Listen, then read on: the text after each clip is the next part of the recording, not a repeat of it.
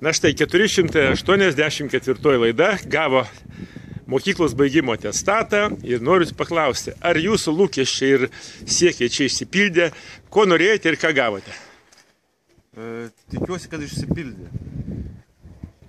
Nors dar ne viskas padaryta. Nu viskas prieš akis, kitaip sakant. Viskas prieš akis, taip. Ačiū.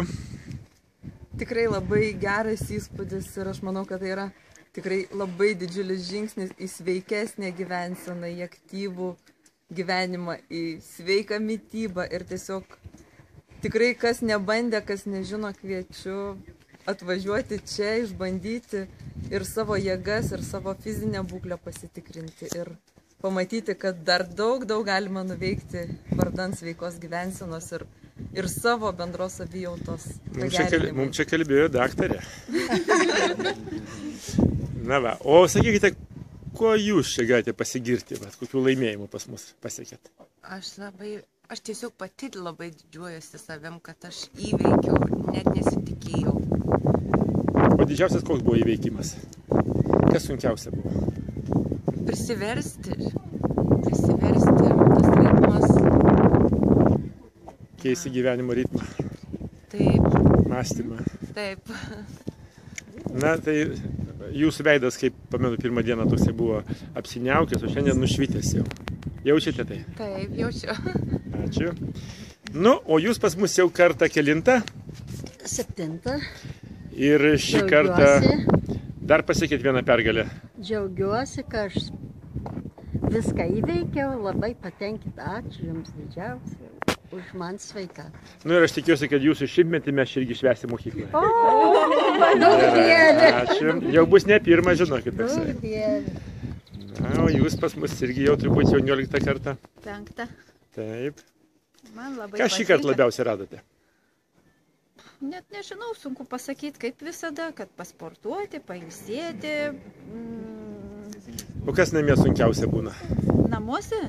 O aš visada darau internete, sankcijos tą mankštą naisiuose, kur nufilmuota yra.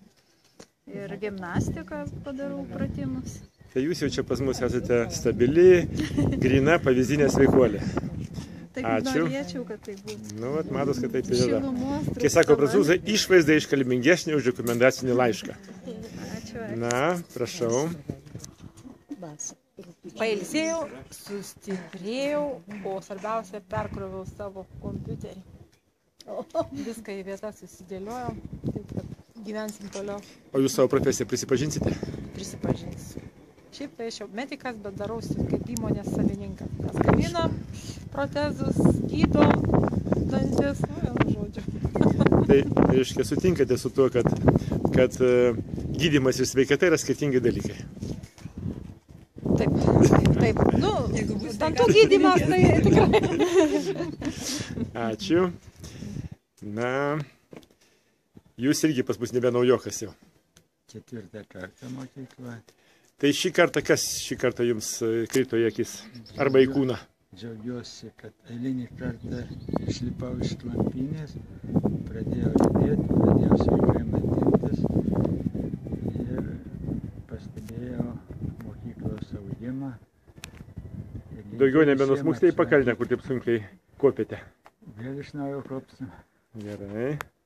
Na, o kokių jūs šį kartą laimėjimų pasiekėte? Aš džiaugiuosi, išvažiuoju kupina džiaugsmo, ištvermės. O ko galite pasigirti šį kartą? Nu, tiek esu dvasiškai, tiek fiziškai rami ir ko siekiau. Pasiekėte? Taip. Ačiū. Na tai va, tai dabar